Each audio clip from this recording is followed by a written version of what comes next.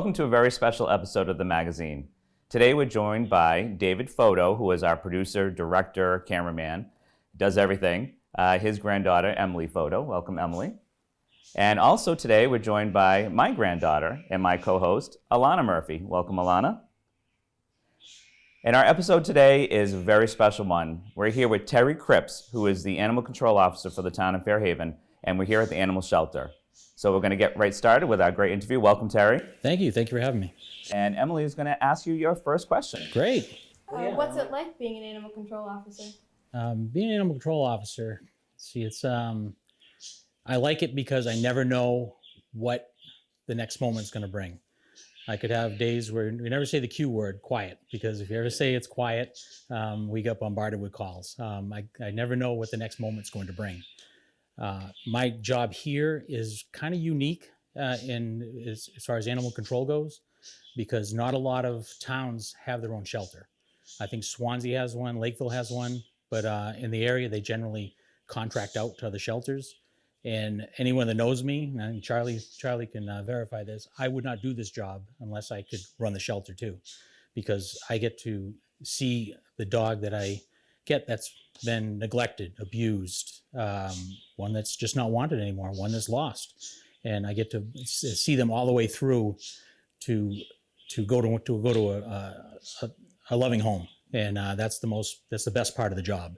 And if I didn't have that, I really couldn't do this job. And the reason it's unique is because our town loves the shelter, and not a lot of towns want to fund a shelter because it can be expensive. But we kind of offset that with donations. A lot of people donate a lot of money to us, and we're very, very appreciative of that. And I always say is I wouldn't do this unless I could have the shelter too. Great, thank you, Terry. Thanks. Alana? What's your question? My question is, I like a dog and a cat. Okay. Do you want to know what my favorite animal is? What? My favorite animal is one that's in a loving home.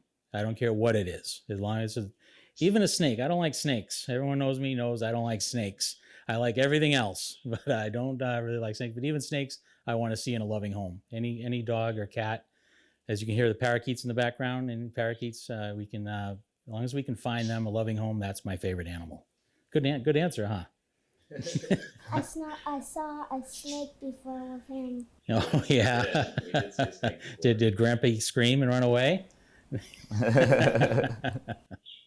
a black one. Okay. We let it do its own thing, right? Yeah. Yes.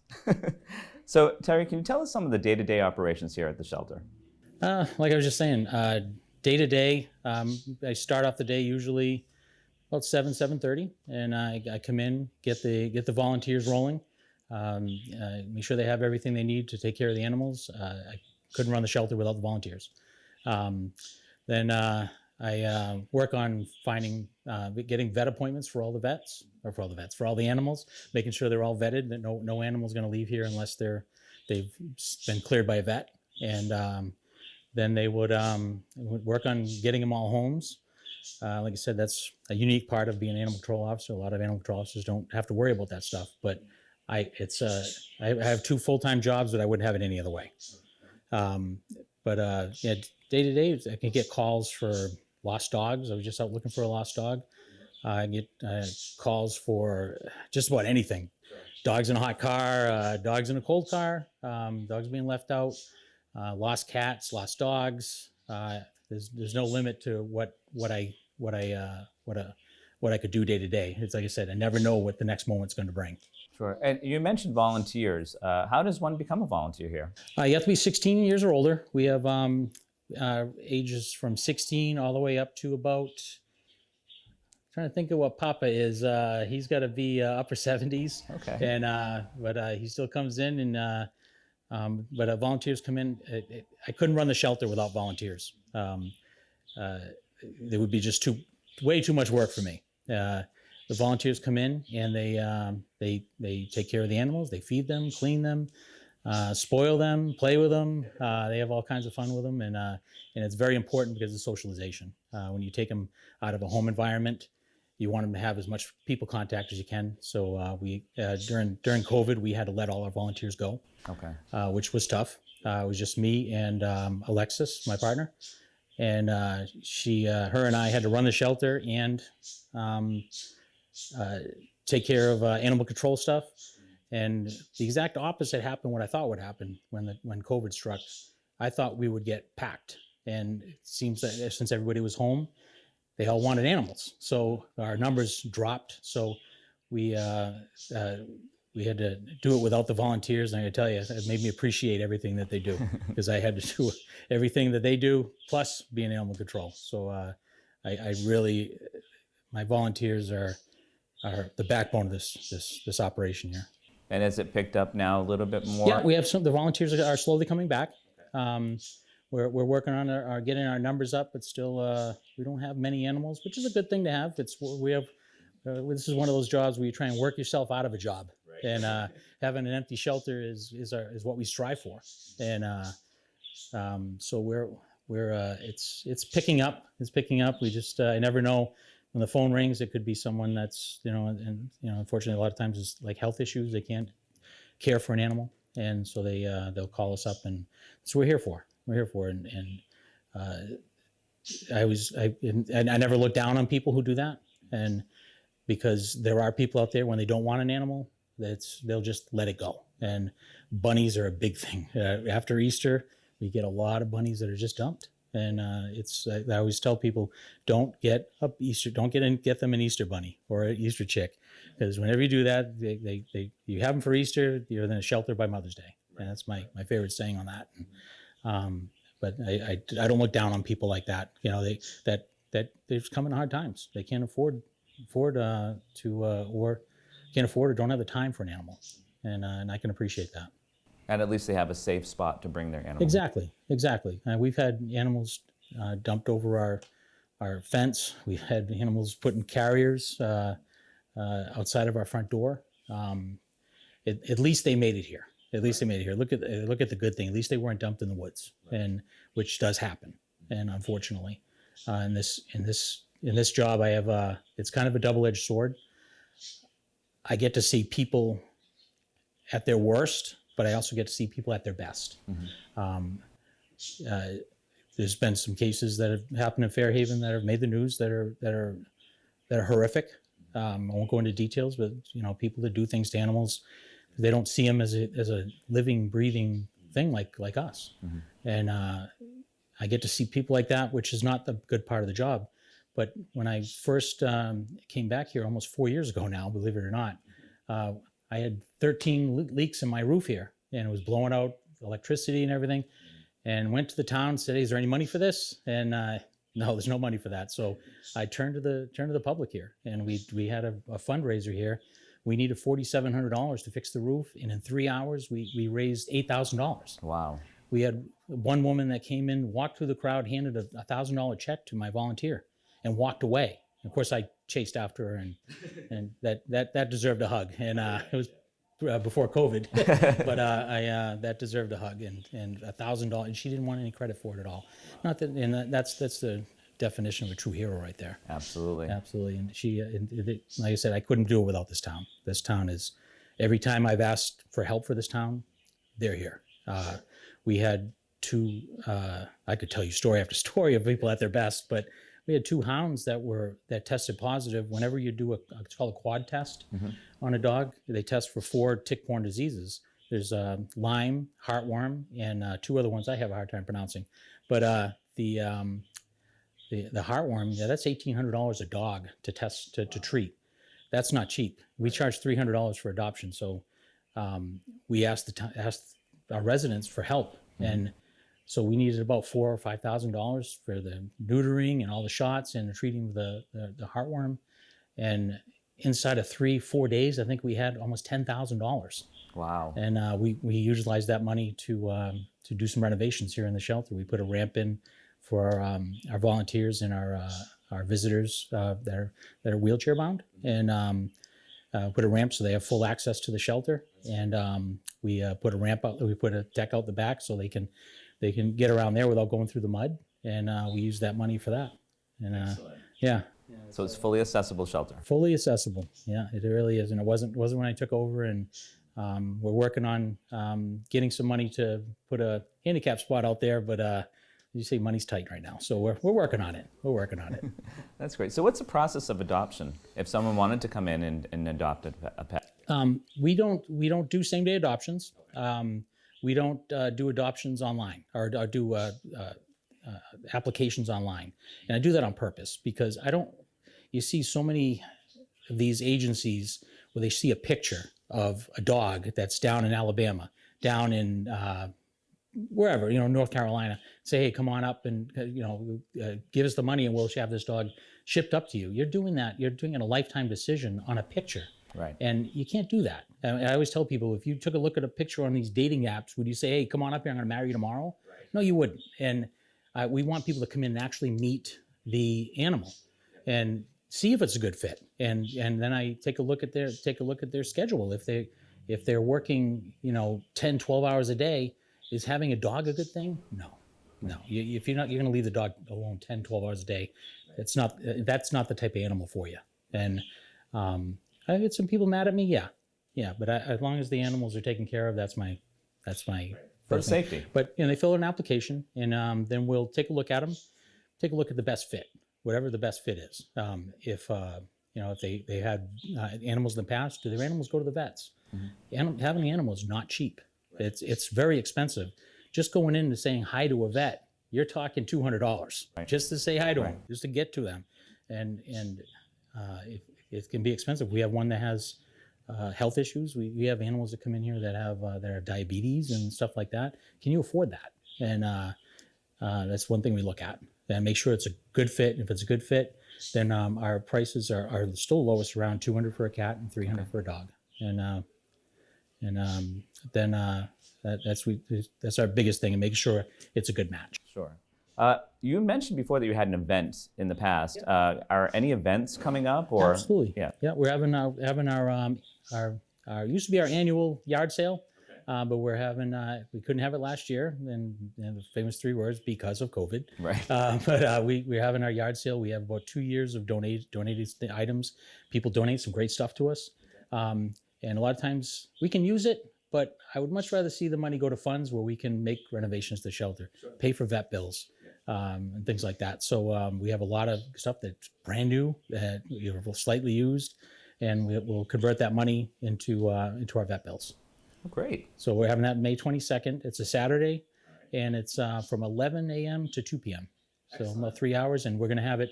All COVID restrictions will be followed. Normally we have it just right in the front lawn. We're going to have everything in sections. Like we have dog beds in one section, dog crates in another, dog toys in another. We have hundreds of dog toys that still have tags on them. Okay. So I'd much rather see that turn into money. Sure. And so that we can use. Excellent. So just before I wrap it up, I just want to ask, if someone wanted to make a financial contribution to the shelter, how would they go about doing that? Yep. We can only take check or money order. We can't do cash. For the yard sale, we'll make an exception, but we check or money order, just make it out to the Fairhaven Animal Shelter. So we have two different kind of accounts. If you're adopting, it's to the town of Fairhaven, but if you're making a donation, it's to the Fairhaven Animal Shelter. That goes into our gift account that we can draw off of. Excellent. Well, Terry, I want to thank you for your great work here in the town of Fairhaven. We only hear good things about you, and we know that you have the definite care and quality to make sure that everything is taken care of very properly and our animals are safe, and also they're given to safe homes. And I have a great team behind me too. And a great team, and we thank them too for your great teamwork and great care of the animals that come to our town of Fairhaven. Thank you. And also I want to thank Emily and Alana for joining us today. Thank you. And the future is definitely bright here in the town of Fairhaven. Welcome to another segment of the magazine. Today we are very fortunate to have with us the President CEO of Alltrust Credit Union, formerly known as Southern Mass Credit Union. Welcome, Carmen Sylvester. Thank you, Charlie. It's very nice to be here. Well, glad to have you here. So a lot of people have been asking, why the name change to Alltrust? So the Alltrust Credit Union, that came around, we had one year that we were working on that concept of changing the name. Southern Mass Credit Union has been around for 99 years, almost 100 years now. And Southern Mass Credit Union has a geographic limitation. And with that, there may be new customers who want to join Southern Mass Credit Union, but believe because it's Southern Mass, they cannot be a member here. And that was very important to us that we could share this credit union as we expand and grow into different territories. That's great. And I know you've done a lot of preparation for this one-year process, and it takes a lot of work. Some people have inquired, oh, did they bought out by a big bank? Right. Yeah, no, that is not the case. We are very proud of what we're doing here at Southern Mass Credit Union. It is very important to us that we stay independent, that we grow in this industry. The banking industry is very competitive, and we want to make sure that we grow within this industry. So no, a merger was never a point of discussion. It was always about providing us with a new brand, a more modern appearance, and that's what was important to us. So you said you discerned this process for a year. What kind of process was that during the year? So we did partner with a marketing agency out of Philadelphia. And what we did is we had talked about the concept of changing the name. And with that, we had numerous meetings with our senior management team, with our board of directors. And it was all about coming up with a name. We had pulled our own employees and our board of directors to come up with some names, and they came up with probably about 75. And so it was a long process to get to this point a year later to finally have that name change on April 19th. So, that is quite a process there. So the members are the most important things for our credit union. Correct. How has this name change affected your members? Well, it is not. I mean, because we're not merging with another organization, your account numbers aren't changing, our routing numbers are not changing. The only thing that is changing there is just the name, and also our website. So we've got a new website, and that was the only thing that changed for our members. We did send out a letter to everyone, letting them know why the name change, what change they would see with, with that name change. In fact, probably the biggest thing that everyone has seen is the remodeling that we've been doing here downstairs in the branch, and also upstairs on the second floor also. So why the remodel? Well, the building has not been remodeled in quite some time. And with that name change, we have some new colors. We have red and gray. And we also wanted to have that image displayed within our bank. So we started with the pod concept downstairs. So instead of a teller line, it's more of an open feel. And we wanted to carry that through the organization. And also office space. We are getting low on office space as we're growing and we're hiring more people. And we needed to take advantage of the space that we had here to create more office space, and also boardroom and some other meeting spaces. So the Alltrust Credit Union, is it just based here in Fairhaven? It is not. It's based, the home base is in Fairhaven, but we've got a branch in New Bedford, we've got one in Fall River, and then we're excited to share that we are going to be opening up a branch in Seekonk, Mass. That's great. Any other future parts of the Alltrust Credit Union that our community could know about? Yeah, so we do have a lot on our plate right now. We are going to be going through a core system conversion in February of 2022, so we want to have better technologies here at the credit union that's going to be easy and just more convenience for our members. So we've got a lot on our plate in the next year with the finishing of the remodel here. We just finished phase 1, working on phase 2. We also have the core conversion that we're working towards, and the Seekonk branch will start probably late May and open up in the September-October timeframe. Once that happens, we're going to start looking out for other areas that we can expand. So we do have a lot on our plate and a lot of exciting news to share with everyone. So Carmen, you're not only the president and CEO of the Alltrust Credit Union, you're very involved in the community. What other things do you do in the community? So I'm on the South Coast Board of Trustees. I do spend a lot of my time there with a lot of their boards and their committees there. Unfortunately, over the last year with COVID, there hasn't been a lot of opportunity to be involved in a lot of functions. But prior to that, we were very involved in any kind of walkathons or any kind of, there is the Fairhaven function that happens downtown. I think it's called, what is that called? Homecoming, yeah. Homecoming. So yeah, we did that 2 years ago for 2 years in a row. And I know the credit has done that for quite a long time. So we were involved in a lot of that and donating. I do work with our marketing VP, and we do a lot of donations in the community. And we hope as COVID lifts that we do more and more as we move forward. So thank you. So how, if a person wants to become a member of the Alltrust Credit Union, how would they go about doing that? So we have 2 ways now. I mean, you can come inside and meet with one of our managers or their staff at any one of our branches. but also we do have online account opening. So anyone can just go onto our website and they can open an account. To be a member of a credit union, you do have to have a $5 share. That is your membership in our credit union. So with the online application to do so, it's much easier for people to become a member.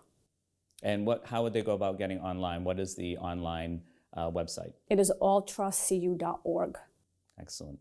Thank you, Carmen. One other question I have for you is, in terms of your Alltrust Credit Union, what do you want the community to know when they see Alltrust Credit Union? What do you want that impact to be on a member or the community member?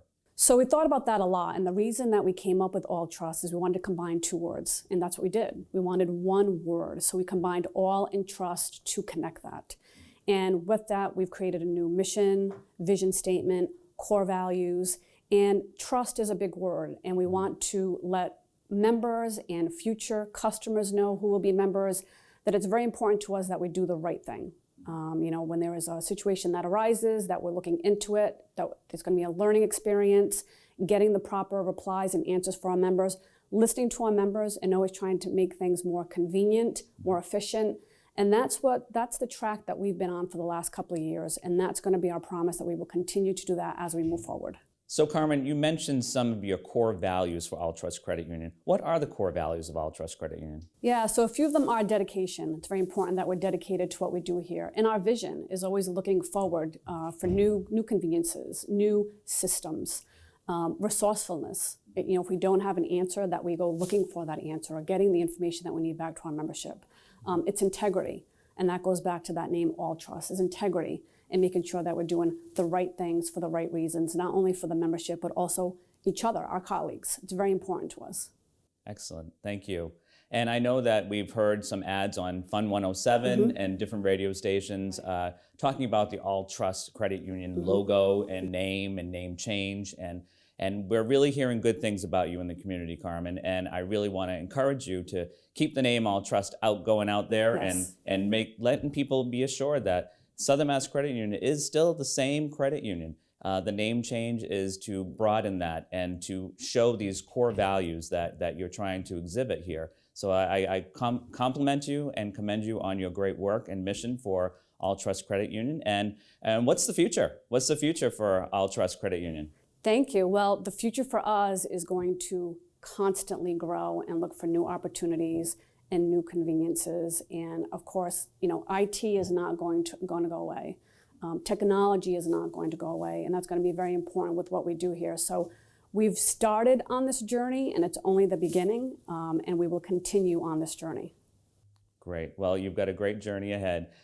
Any other news to talk about for the Alltrust Credit Union? Maybe your hours of operation and how someone can become a member here. You mentioned that they can go online or they can come into the building. When is the building actually open? Yeah, so the hours of operation has not changed. So we're open Saturdays from 9 to 12, and then Monday through Wednesday we're open 9 to 4, and then on Thursday and Friday 9 to 6. The drive up does open up about an hour earlier at 8 o'clock. So the hours have stayed the same. We are opened again, so we're no longer closed. We're open to the membership with COVID. Of course, we're following all of the protocols. Sure, excellent. Well, Carmen, once again, thank you very much for being such a great part of our community, and best of luck with Alltrust Credit Union, and thanks again. Thank you, I appreciate it very much. Thank you. Hi, I'm Chris Richard, the Tourism Director for the town of Fairhaven. And today we are at the final week, the final Saturday of our Huddleston Marketplace. It's held on the lawn of the Fairhaven Visitor Center and Fairhaven High School, and we've been going every Saturday since the beginning of June this year.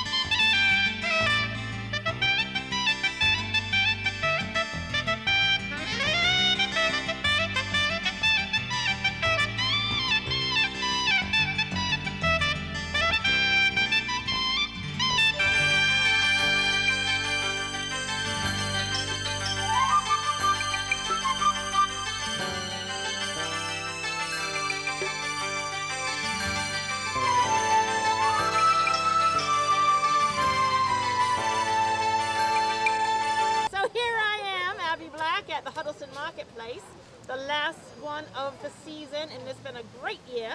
I'm happy to be here. I love this town. I love piracy, and today is Talk Like a Pirate Day. So I want to hear it. Nobody's talking like a pirate. Can you talk like a pirate? Aye. Aye! Say aye, matey!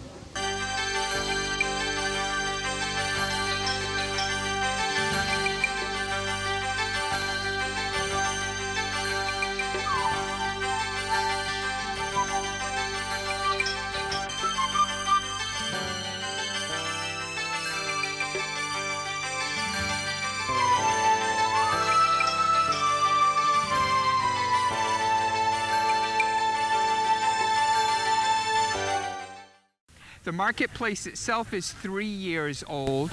Before then, there was a Sunday farmers market, which was a smaller group of vendors here, and they stopped in the year 2017 at the end of that season. The following year, I decided to open an arts and crafts marketplace with farmers as well, some antiques and collectibles, and hold it on Saturdays all summer long.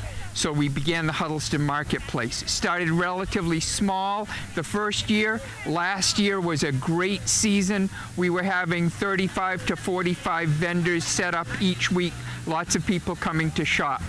This season, what happened was the COVID pandemic hit us in March, and we weren't sure if we were going to be able to open at all. Fortunately for us, over the winter I had got the market certified as a farmer's market because we do have farmers here selling fresh produce. We've got someone selling honey.